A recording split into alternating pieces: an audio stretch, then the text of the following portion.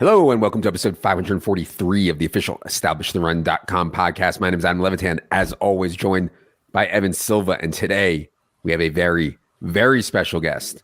You know, there's a lot of mock drafters out there. There's a lot of talent evaluators, a lot of bros taking notes on these kids' hip swivels in underwear. And that's all cool. That's all cool.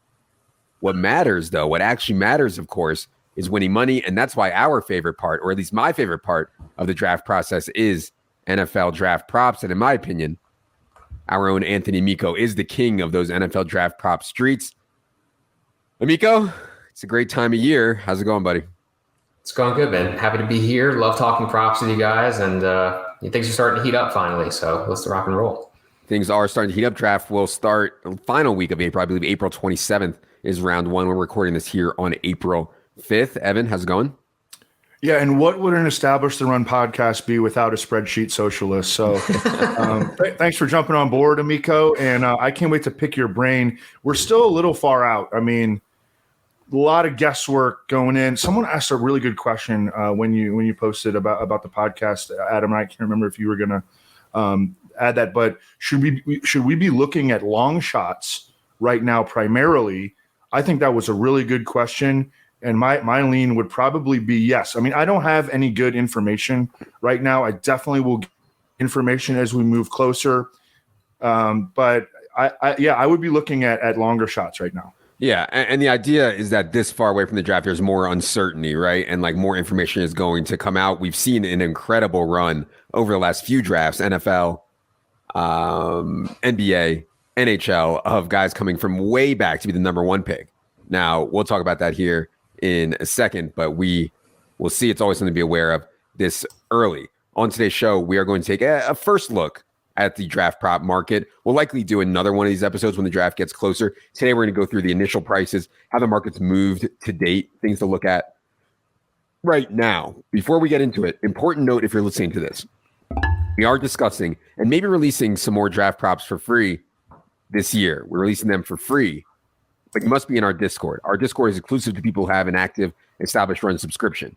So the Draft Props channel is open to anyone with any active subscription. That means Draft Kit, NFL in-season, XFL, PGA, NBA props, anything. If you need instructions on how to get into the Discord, go to the team tab on EstablishTheRun.com and then go to Establish the Discord.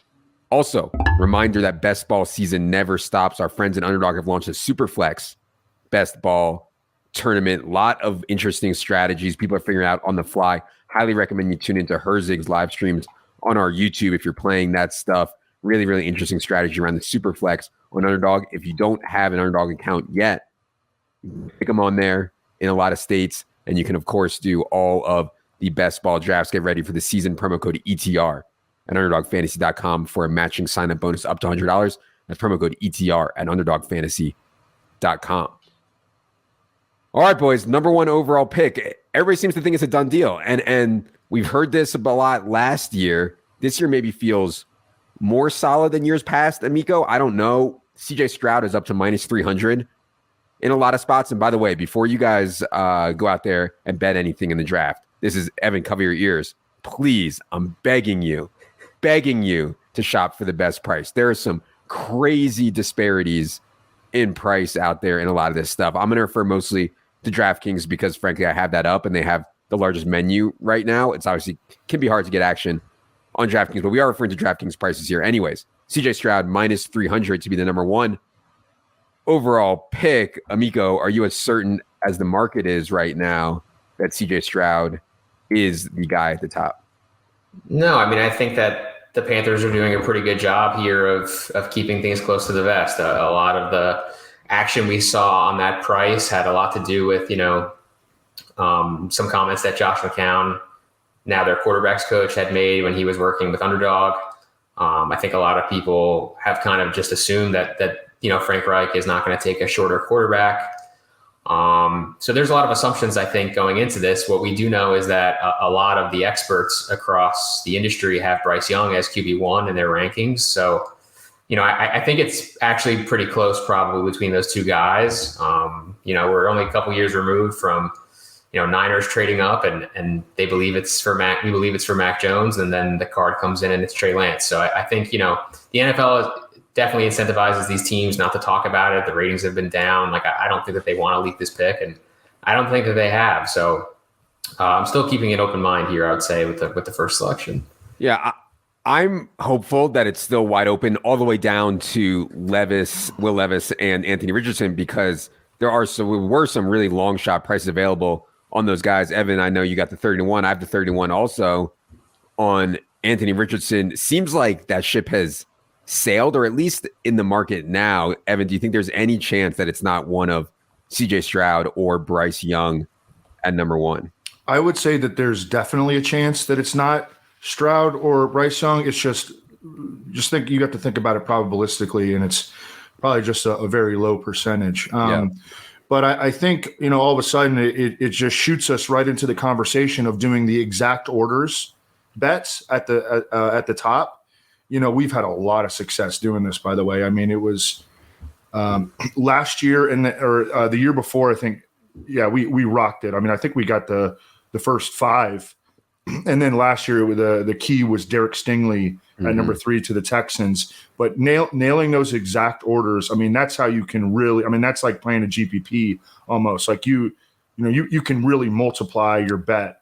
And the first one that I think is interesting, and you could shuffle these guys any way, but that the first 3 picks are all quarterbacks, and it's Stroud, Young, Richardson, or Levis. I tend to think that Richardson's going to go before Levis, but I think that it's a springboard right into thinking about those exact order bets, because that's how you can win a lot of money. Yeah, and those aren't quite up yet. I don't think, Amico, the trifecta stuff is not up yet, and so we'll have our eye out for that stuff. Last year, you got that crazy 40-1 number because Trayvon Walker came from all the way back to be number 1, Aiden Hutchinson 2 to the Lions. Then, as Evan said, Stingley was the quote-unquote surprise that I think a lot of sharp people were on to come in number 3 and hit that 40-1 trifecta. Anyways, number 2 pick, relatively heavy favorite, Bryce Young, minus 225. Amico, you mentioned a lot of people have Bryce Young as their number 1 top-rated quarterback. If it wasn't for the size thing, I feel like Bryce Young would go number 1 overall if nobody knew. They just were watching Bryce Young and looking at the numbers and didn't know how tall he was. I feel like Bryce Young would be number 1 on a lot of people's board, and maybe he still is. Do you think there's any value in this odds to go number 2? We assume it's going to be a quarterback here. Yeah, I mean, I think it's honestly super wide open if it's not Bryce Young. Lance Zierlein is kind of the guy for all things Texans, and he definitely thinks that it's going to be Bryce. He was on Stingley to the Texans before anyone last year, by the way. Right, and he had that. So, but yesterday he released his mock, and his mock had Bryce Young at 1, and then a whole bunch of crazy stuff happened. And I think that some of it maybe is a bridge too far, but it's I wouldn't make the same assumption, I guess, about Stroud not necessarily being the guy at 2 for them. Nick Caserio has a Patriots background.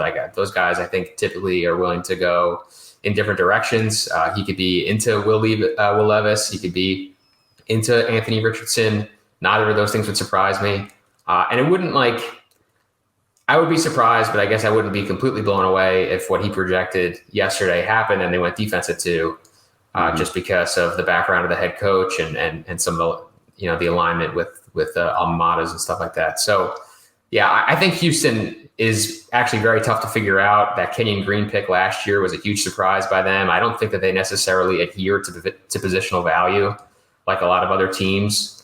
So I obviously there's that domino effect based on what happens with the first pick. But I would say it's Bryce or Potpourri. I mean, I think that it's really very wide open if he's not available.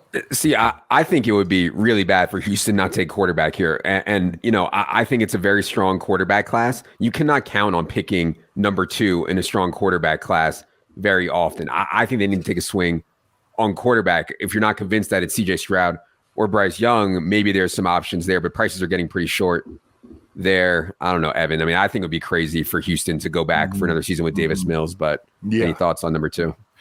Well, I said before that I haven't gotten any information, but I have a little bit of information. I don't even know whether to trust it, of course, but it was that the Texans really want Bryce Young at number 2.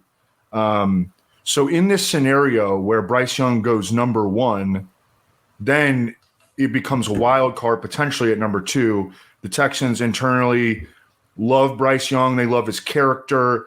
They're not too worried about his size. They compare him internally to Drew Brees. He's an excellent, he checks every single box except for the height.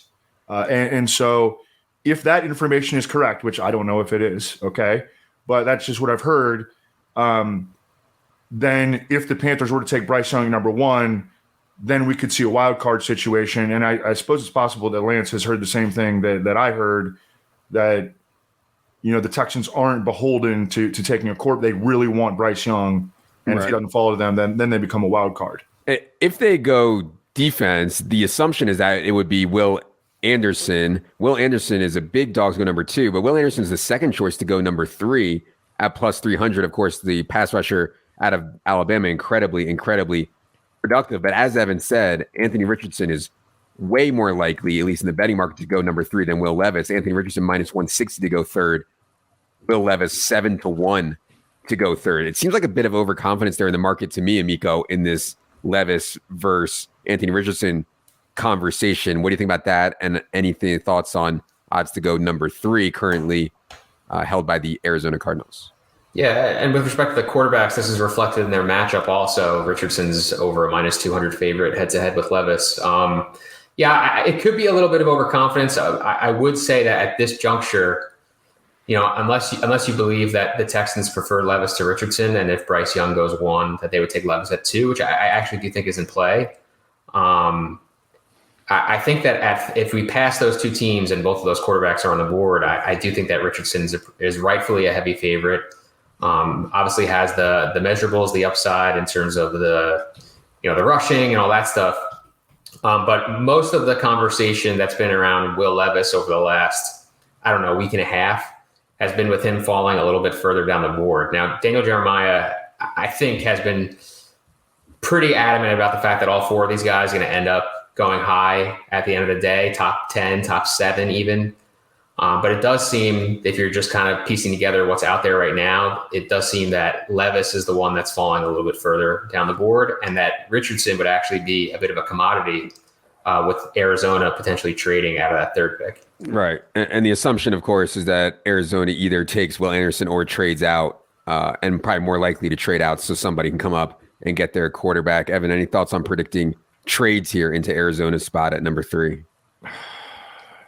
Projecting trades is really hard, but I feel like especially 3 weeks out, a way to hit long shots is certainly to project trades. And we're going to talk about a market here in a second where projecting trades is. I would project a team to trade to number 3. I just obviously have no idea who that's going to be. Sure. Yeah. The thing that I'll note there is just that kind of an interesting situation, like with Monty Ossenfort being a first-year GM, but he has relationships with guys in Detroit. He has relationships with guys in Vegas, and he has relationships with guys in Tennessee, and all of those teams could potentially be trading up for a quarterback. So I think that they're kind of uniquely positioned here to get this thing done. Right. Scott sent in a question. He said, I usually look at dart throws for any player to be drafted by Team X prop.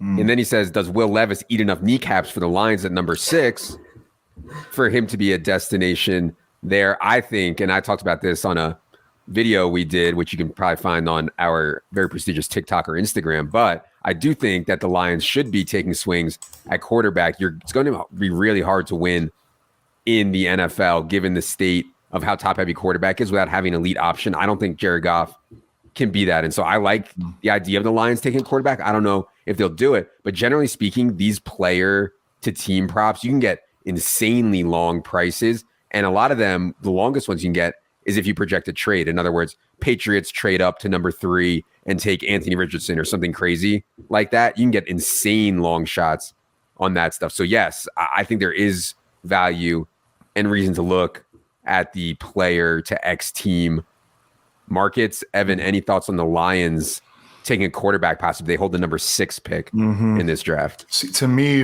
and they wound up being pretty pass heavy, but I mean, they played to their strengths last year, where they were very successful as a passing team. but I think they want to run the ball, and they could have a dominant rushing attack with Anthony Richardson as their quarterback. They wouldn't have to put a ton because, he's considered like raw and developmental as a passer still at this stage of his career. They could sort of ease him in that way. They could even give him most of a year, if not a full year, because Jared Goff is, a top 20 NFL starter probably. But that makes sense, a ton of sense to me on paper. The Lions, fielding a dominant rushing attack with Anthony Richardson as the guy that they're eventually going to drop into that spot. They're going to be able to run the ball, period, but they could have a truly dynamic ground game, I think, with Anthony Richardson. Yeah, I don't have the price up right here, but I do think Will Levis to the Lions is 30-1. I think I saw that. Yeah, I feel like Will Levis is like too much like Jared Goff. Yeah. It's not a ringing endorsement of Will Levis, but that's for another podcast. Well, I saw him play a game against Missouri last year, and I couldn't believe how hyped up that he was. And he's got physical tools, but the production wasn't there. I mean, I'm sure that the spreadsheet socialist does not like Will Levis, correct? Well, no, I'm middling this take, Evan. Oh, are you? Okay. Yeah, I think that we're generally like way overconfident on these QB evaluations. Well, so yeah, for sure. If the market is, if everyone's like really confident that he's bad, I'm just gonna, buy a little bit above that and profit. I feel like that's probably the best course of action. Yeah. Also, didn't Will Levis lose his job at Penn State to Sean Clifford? And I don't watch a lot of college football, but we are Penn State. losing your job or not being able to beat out Sean Clifford to start is not the best sign. But anyways, we'll talk about more about all the talent stuff on a future episode. First defensive player is an interesting market, Amico. I mean, it's like a foregone conclusion, allegedly, that it will be Will Anderson, minus 550 to be the first defensive player taken. You can get a guy like Tyree Wilson, 10-1 right now. I don't know if that's just torching money, though. Is it almost certainly going to be Will Anderson here, first defensive player off the board? Yeah, I think that there's room. I think there's room here with some of these longer shot guys. I mean, think about where we were a month ago and where we are now. I mean, Jalen Carter is 12-1. He's been considered to be the best player in the draft. Tyree Wilson hasn't gotten a workout in yet, and that's supposed to be a huge strength for him. Both of those guys definitely could go down in price between now and the draft, and the corners as well. I mean, if we go QBX4 to start, or say Seattle swaps with Arizona or something, who's to say that Arizona necessarily is going for an edge defender? They have a huge need at corner as well. Mm-hmm. So I think that, the top two corners and the next two guys on the D line, all viable, to look at if you're trying to portfolio this thing. I definitely think that this is less of a done deal than the odds would suggest. Yeah. I took a couple first defensive player last night. I went with Tyree Wilson, who, by the way, in Lance Zierlein's mock, Tyree Wilson is the first defensive player drafted. Lance isn't the greatest mock drafter. I'm not taking shots at Lance. I love Lance. Like I know him personally. I've known him for a long time. Great guy. Yeah. Yeah, he's a great guy. But he's more of like a scouting presence. Like he does all the profiles on NFL.com. And he does an unbelievable job at that. Yeah. His mock draft track record is not the greatest. It's not bad, but it's not the greatest. But I did find it interesting that Tyree Wilson was the first defensive player drafted in his latest mock. I also took a shot at Devin Witherspoon at 30-1 to be the first defensive player drafted. Like Amico was explaining, like teams need corners. There has been – it's really unbelievable how the cornerback play in the league has fallen off a cliff over the past couple of years, and we could see teams prioritize them because there are a couple of really good corners up top. Yeah, especially, Sauce Gardner was a massive difference maker for the Jets, right out of the gate, and that might give some teams some confidence to spend on corners early here. Next market I want to talk about was who will be the second running back off the board. Obviously, it's a foregone conclusion that Bijan Robinson, one of the best running back prospects we've seen in the last decade or so, will be the first running back off the board. I was a little surprised that the market is like all in on Jahmyr Gibbs, minus 2,000 to be the second running back off the board is Jahmyr Gibbs. Imagine betting that. That strikes me as, I've seen the comps on him, maybe a slightly less powerful Alvin Kamara. Like, this is the type of running back that we want in today's NFL. Still, though, Amico, minus 2,000 strikes me as crazy. I guess it's not. I don't know, like Charbonnet, Spears. It's sherbet, isn't it? Yeah. Like, whoa. Is it dessert now? Is it I fixed Jameer's name at least. I hope. But yeah. Anyways, Amico, go ahead on the second odds to be the second running back taken. Yeah, I mean, I'm torn here because I think that if you're looking at a lot of the evaluations, a 95% confidence in Gibbs doesn't seem crazy. Like, it sounds like he's the only other running back that's in contention to go in the first round. He's the only other running back that's in, Jeremiah's top 50, like a couple of these ranking systems. Charbonnet is in the top 50 now. Oh, he's in. I think he slipped in. He was like 48 last time I checked or something. Okay, cool. Yeah. But I think that's basically what we've seen over the last few years is like once you get into day two, like anything can happen. It's kind of like choose your flavor. And Gibbs definitely has a very particular flavor. Like he's the receiving back. He's probably not a guy who's going to be a workhorse, 20 touches. And if you want a guy like that, you are probably going more with a Charbonnet type player. So I could definitely get around Charbonnet at plus 550. I don't love it. But I think that the confidence in Gibbs is probably a little strong. But there's going to be a bunch of backs, I think, taken on day two. I would expect Devon Achane to go on day two. Tyjae Spears, I think, has probably earned that at this point. So a bunch of guys could potentially jump Gibbs, just depending on what the team likes. It seems like a pretty good class for one guy to be minus 2,000 to go second. Strikes me as crazy. And any thoughts on here before we move on? Not really. I did want to go back to Jalen Carter because Jalen Carter is like such an interesting prospect because kind of, the off-field stuff and how he was considered at one point during the college football season, or maybe even the majority of the college football season, that he was like might be the number one overall pick. I mean, one thing that I have heard is that the Seahawks could look at him at number 5. And that would align with the theory that maybe that we go quarterback times 4 to start. Mm-hmm. And the Seahawks are willing to take chances on players with with character concerns. Absolutely. And also I was listening to one of Daniel Jeremiah's latest podcasts. He thinks that Jalen Carter is not going to get by the Eagles at number 10. So I just thought that those were interesting notes. Yeah, for sure. Super interesting, especially in that first defensive player market there. Some major long prices. Yeah. Guys like Jalen Carter. 12 to 1 on DraftKings right now. Jalen Carter's 12 to 1 to be the first defensive player drafted. I think that's worth a little bit of sugar right there. Okay. My favorite market almost every year, but certainly this year has been super interesting. Which wide receiver will go first? So like there was some JSN stuff out there early on that was like 3 to 1. Like he was not the favorite. Like it was a lot of Quentin Johnston was the favorite. It flipped very, very quickly to the point where now everybody's just writing it off like JSN is going to be the guy. It's somewhat, I think, notable that JSN has been like almost exclusive slot guy, and teams typically look for more versatility when they're using high round one picks at the wide receiver position. In that Discord I was talking about earlier, we did bet Zay Flowers at plus 600, plus 650, plus 700. He's now 4 to 1. Quentin Johnston, I thought, tested really well, but it seems like people are giving up on him. This guy Addison is 10 to 1, but Daniel Jeremiah has him as his number one wide receiver. And so it strikes me as really wide open. Amico, any general thoughts on this odds? Which wide receiver will go first, market?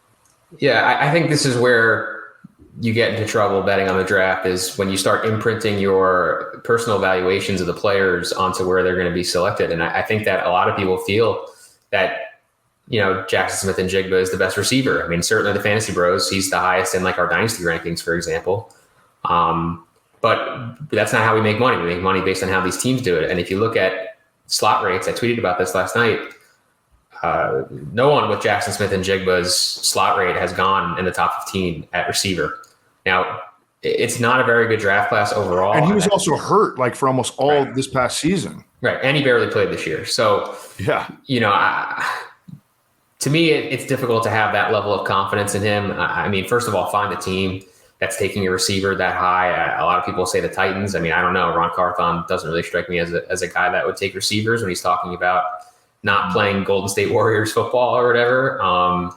Maybe the Patriots at 14, but the point is basically this, like that there's other players with more versatile usage and that still seem to be favorable with some of these national guys, some of the guys who are basically, scouts and would align closer with maybe what the NFL guys think.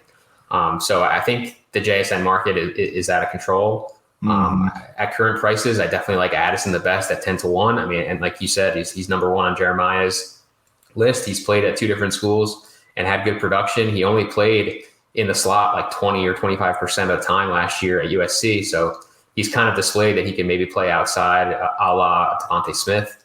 I think that there's a lot of reasons to think that, a receiver is going to go before him, especially when you're thinking about like if a receiver is not even getting drafted in the top 15, like we don't see the top receiver come off the board until 17, 18, 20, whatever. Like that just is going to inject more variance in the outcomes. Like this is not Jamar Chase. This is not, these guys going in the top 5, top 6 where we feel really good about it. Yeah, I think part of the narrative on this JSN stuff is that everybody's saying he's better than Chris Olave. He's better than Garrett Wilson. Brian Hartline says he's the best wide receiver he's coached, et cetera, et cetera. Like the public is really getting in on JSN big time. You can also see it in some of the underdog drafts where JSN is going very, very, very high. I think for fantasy, like Amico said, slot receivers in fantasy is a printing press. NFL teams might not see it the same way. Jordan Addison, by the way, Evan, 5'11", 173, I believe were his measurements, which weren't like I could have seen him weighing even less. But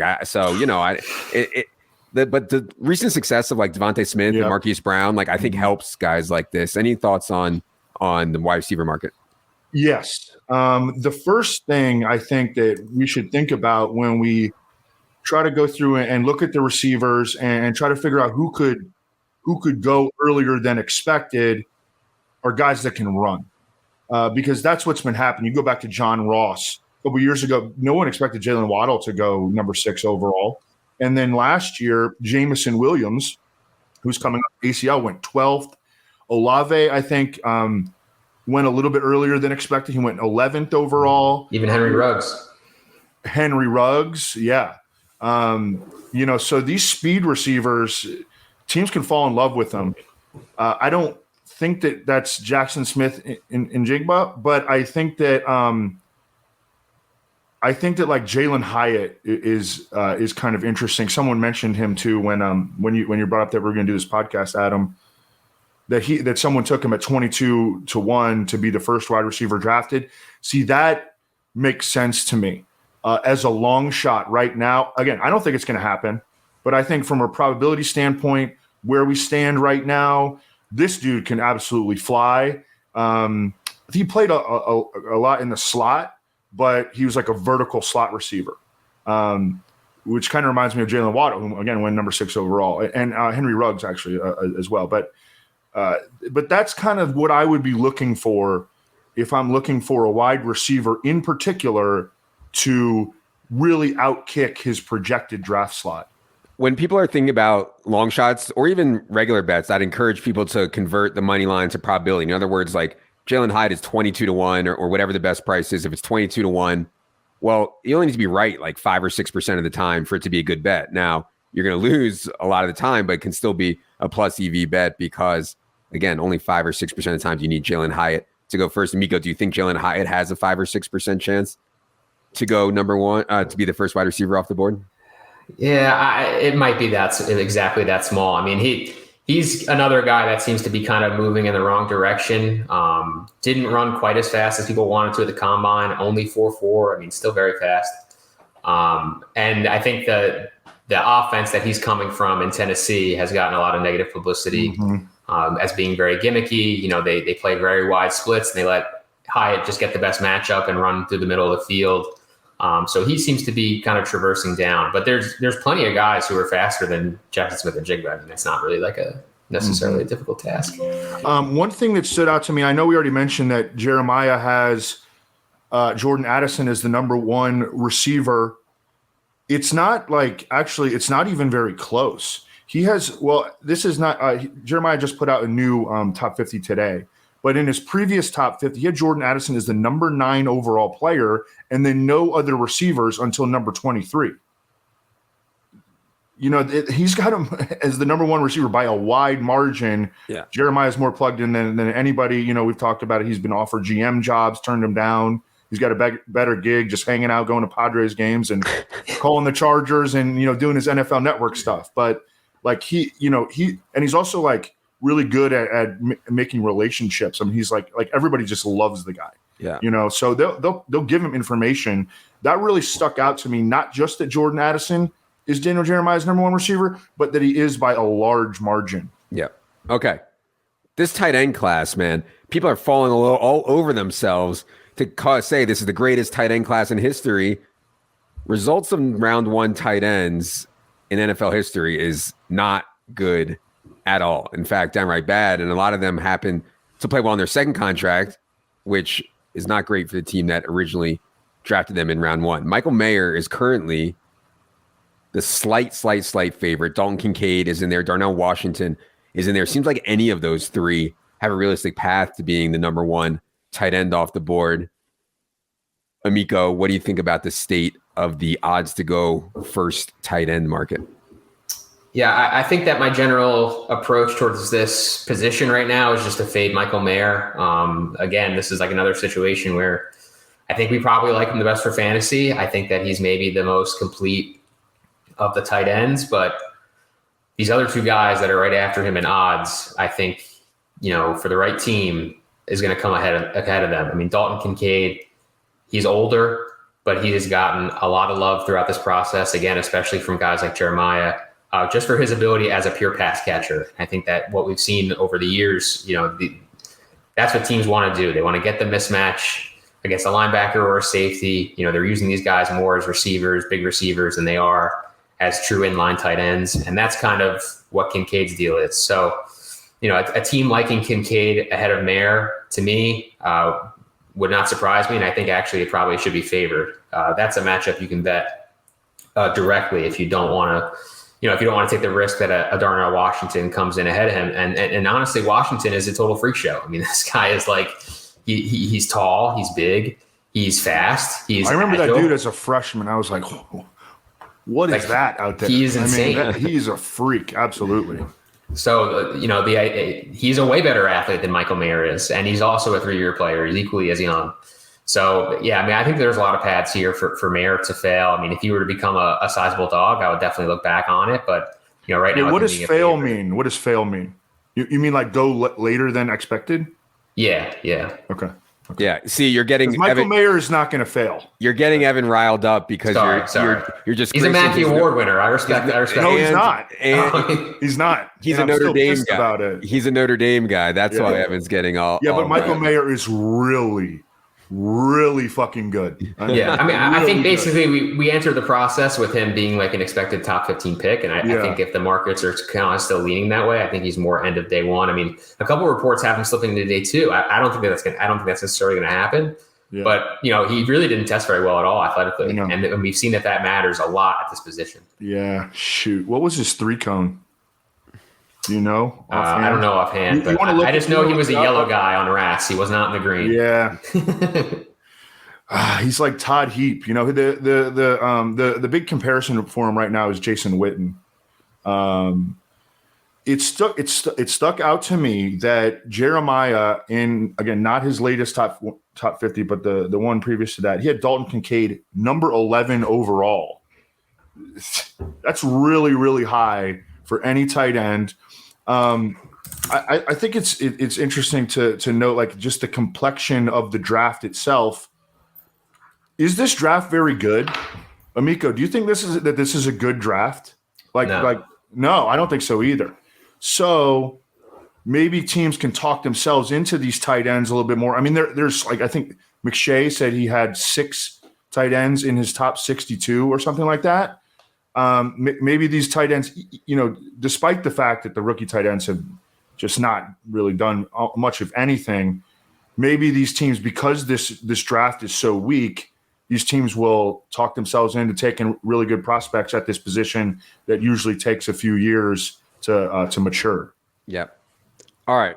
There is a bet out there I wanted to talk about how many quarterbacks will go in round one. Over 4.5 is only plus 110, which surprised me a little bit. I guess there's been buzz lately, Amico, that Hendon Hooker could go in round one, and that's why this line has kind of crashed down a bunch. Hendon Hooker, of course, started his career at Virginia Tech, ended it at Tennessee, whose offense we already talked about.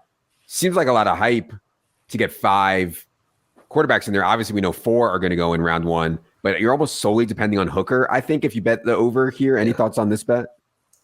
Yeah, I mean, I don't think I would bet it now. I think it's gotten to be too short, but I think that it was primed to be taken when it was like plus 550 a week ago because, I mean, kind of along the same lines with the tight end stuff, like the class isn't that good. So if I can get a quarterback on a 5th-year option and he's a player that we like, why not? And I think that this is different. This is different to me than some of the previous iterations of like basically this conversation, like whether it's Davis Mills or, Sam Howell or whoever, like kind of like that next quarterback is. At some point, there's always been some conversation about him getting into the first round. To me, this is different. I mean, Hooker, I think, was a guy that would probably have already been maybe solidified is the wrong word, but would be in much better position had he not gotten injured. I mean, he was on track during the college season to win the Heisman. And Tennessee they beat Alabama, didn't they? Didn't they beat Alabama? And he shredded Alabama. Yeah, and he shredded them. So I think that he was trending towards being a first-round pick before he got hurt. So now we're kind of just seeing bounce back on that versus it being like, here's this Hendon Hooker guy. We need a quarterback. So I kind of think it's legit. Now, how legit is it? Maybe it's only 40-60 that he gets in the first round. But for a long time, that was not really priced in. So I think now it's probably priced about fair. We could see this trend towards even money even further. It wouldn't surprise me. But I do think that Hooker is different than some of these other trends where people, I think, traditionally have just pounded this under because it almost always is a good bet. But I do think this year is a little different. Yeah. Jalen Hyatt scored 5 touchdowns in that game against Alabama. That is ridiculous. Yeah, plus 110 implies 47.6% chance. And so if you think it's 40-60, it would not be a bet. You need it closer to 50-50 or 55-45 in favor of Hooker going in round one. All right. We asked for a bunch of questions, got some good ones here. Go through these quickly here from Daniel. He says, given the limited offerings to date and tighter limits overall, do you think we will see any operator willing to post draft props with liquidity and total offerings similar to years past? Or is this the new normal for the NFL draft betting landscape? So Amico and I have talked on the side about this concept and this thought a lot. Books have gotten shredded. I mean, from what we can tell, I don't know for sure. But the reason they've gotten shredded lately on drafts is what I said at the top. In the last 3 drafts, NFL, NBA, NHL, the consensus number 1 pick, who everybody thought was going to go number 1, has not gone number 1. And so the books have been getting crushed on long shot stuff. Now, I don't think that's going to make them gun shy on posting. It may make them gun shy on posting anything with real limits. And so people come in, they bet $5, they bet $10. Books get a bunch of information from that. And then the market's kind of sapped like that. So I don't know, Amico, how would you compare the market this year at this time where, 3 weeks out, 4 weeks out, compared to how it's been in the past? I mean, the menu is definitely not as big. And I think that, more books are probably going to take that Caesars type approach where, Caesars waits a little bit longer. Circa waits the longest. I mean, they wait till like the week of the draft before posting a full menu. I tend to agree with you where it's like, they're going to get this stuff up eventually, just a matter of when, right? I mean, the earlier they post and the sooner that they give you liquidity, the more risk that they take on. But if they do it later on, they're probably not, especially with some of these longer shots, as liable to get crushed. Yeah. I mean, this is a very popular market. People love betting drafts, and they love betting the NFL draft specifically. And so you could say, fun. It's so fun, and you could say, oh, well, why do they even offer it? They're just going to take a bath on it. It's marketing, right? Like they're okay losing on it if they are losing on it. I have no idea. There's probably a lot of idiots out there that are just kind of blindly firing into this stuff. So yeah, I'm still optimistic, but like Amico said, it's not the same as it's been in the past. Question 2 from Joshua. He says, is there an aggregated site you prefer to odds shop with? I typically do this stuff manually because I have not found a good odds shop tool for this. Amico, do you find anything that updating like in real time on these markets? I can tell you for sure. I don't do that. No, I mean, we are just like full hands in the dirt on this one. Right. And honestly, that's one of the reasons there's like a big edge in this is like, people aren't scraping this. Like I can go through and check like 5 or 6 books that I think have NFL draft props. Takes me 5-10 minutes to do so. But yeah, I think it's worth it. Question 3 from Swimming Totoro. He says, thoughts on Bijan Robinson going top 10? I think he's going there, but markets have him priced more mid first round. Evan, we've had this conversation a ton. Mm-hmm. Is it worth taking a running back in the first round? Is it worth taking a running back in the gasp top 10? I think pretty firmly no, but maybe Bijan is such a special case. Any thoughts on Bijan going in the top 10 here, Evan? I think that he's not going to get past the Texans at number 12. And I think that, well, we talked about how it's a weak draft, number 1. Number 2, I think that teams see him as not just a running back. They can talk themselves into, this dude is like a jack of all trades. We could use him like Deebo Samuel. I mean, he's a really, really good receiver. So I'm not saying it's right, but I think he's going to go really, really high, and it wouldn't shock me at all if he goes in the top 10. Interesting. Amico, any thoughts there? Odds that Bijan, I don't know if this market's up, but odds that Bijan goes in the top 10 or top 15? No markets yet. I mean, I think that Washington has been a very popular team, so I could see his over-under being at like 15.5 or something when it's posted. But I'm with Evan. I mean, you look at every big board across the industry. I mean, this guy is like top 10, top 5. I think DJ had him at 3 today. Like, the teams that are drafting off the board are going to have Bijan Robinson way higher than we are. And some teams that are like that we know, that we've seen, Atlanta, we've seen draft that way. We've seen New England draft that way. We've seen Houston draft that way. And there's probably more teams than that. So, I think the NFL is going to be substantially higher on Bijan than your average person maybe just taking a look at this is. And I think top 10 is very possible, but I think definitely top 15. Question 4 from Scott. He says, it's pretty widely known to listen to DJ for Jets clues, Zierlein for Texans, etc. Are there any beat writers / sources you look to for draft info on specific teams more than others? We were talking about this a little bit pre-show, and I think we all agreed that for the most part, national reporters are more plugged in than local when it comes to draft stuff. In other words, Kuiper or McShay or Zierlein or Peter Schrager and guys like that. Evan, when you're looking for news here when it comes to the draft, or at least rumors, anybody or any points stick out to you? Well, he asked about specific teams, like linking reporters or analysts to specific teams. Well, I'll tell you what, anybody that works at NFL Network, listen to them for Rams stuff, because Kara Henderson, I think her name is now Kara Sneed, worked at NFL Network. Schrager gets information from the Rams, straight from the Rams, Who never pick in the first round, so huzzah to us. Right, yeah. Mike Lombardi, I think, is always interesting to listen to regarding the Patriots. Charles Robinson, I wouldn't tie him to a specific team, and he can be a little bit all over the place, but he gets some good nuggets. There's no question. Mm-hmm. Dane Brugler is really an information man. He get nuggets every once in a while. I don't think he wants to give those out very much, because I think he is tight with people in the league, and he does his thing, but he's more of an information man. Brian Broaddus on Twitter, who I think he's mainly on the radio in Dallas now, but Cowboys stuff all the time. Just if you want Cowboys stuff. Used to be in the Cowboys front office, yeah. Yeah. So those are just a couple guys off the top of my head. Cool. Anything from a macro perspective stick out to you, Amico, about how you go about looking for nuggets / information? Yeah, man, I think for the particular rumors and stuff like that, I want to lean on the national guys. But I mean, these beat reporters, I mean, their whole job is gathering information. So, I'm not necessarily looking to them to tell me this is who, the Washington Commanders are looking to draft. But I am looking to them to source all the team level information in terms of the press conferences and, maybe the drafting history of the GM.